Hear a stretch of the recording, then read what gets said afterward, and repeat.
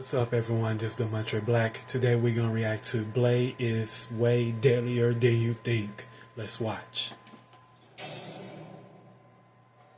They are known by many names.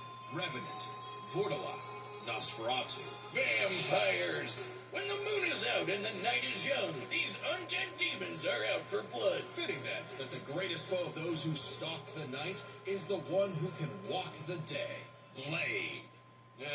Is that really his costume? Hang on. Now there's a man who doesn't file his taxes. Blade is one of the coolest superheroes ever, and basically kickstarted the comic book movie craze. And yet, he is also seemingly the only one who knows or cares that in the world of Marvel, vampires exist. Seriously, nobody talks about this. Blade doesn't need anyone's help. He'll just aura farm by himself. Even Blade's birth was hardcore. Just as the young Eric Brooks' mother was in labor, her attending doctor turned out to be the vampire Deacon Frost. And he drank her blood right before she gave birth. This infused Eric with Frost's vampiric blood, turning him half human, half vampire.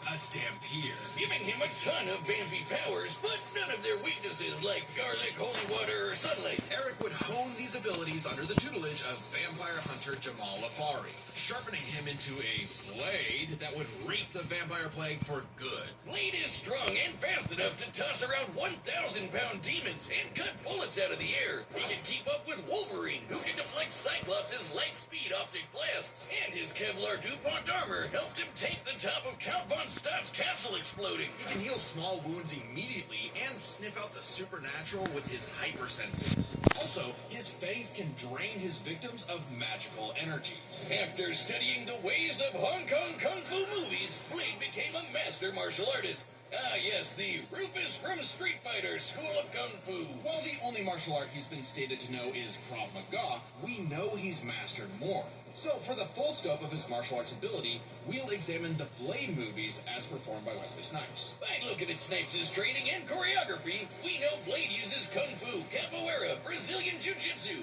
Eskrima, kickboxing, Shotokan Karate, and Hapkido. Add on Blade's knack for stealthy takedowns, and I guess you could call him Marvel's Batman. Blade's training progressed smoothly until Afari was attacked and had his blood drained by Dracula. Seriously, Avengers, Dracula is real. Why aren't you doing anything about this? He's right there. Forced to murk his surrogate dead, Blade would have to wage his war alone. Nursing a wound within him that would never heal. A hole that could never be filled. Not with that attitude. Blade took a page out of the Book of Boomstick and tried filling that hole with every kind of weapon imaginable. He's got so many, they're his apartment decorations. Handguns, assault rifles, and explosives make up the brunt of his firepower. And he enjoys getting up close and personal with his dual acid-etched titanium katanas. Speaking of glorious Nippon steel, he's got a sword made out of adamantium. Specifically, secondary adamantium. A variant of the metal that is mass-producible. It may not be quite as strong as Cap's shield, but it can cut right through heavy hitters like Ultron and the Hulk. I actually wanted to upgrade a lot of my existing tech to secondary adamantium, but I ran out after using it all up on Mechagoose. You what? Couldn't have even given me an adamantium shotgun leg? No, you just had to give it to the demon that scurries through our ventilation system.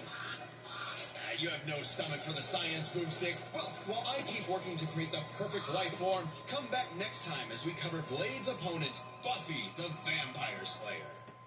If you liked the video, give a thumbs up. I'll see you on my next reaction. This is Demontre Black. Peace.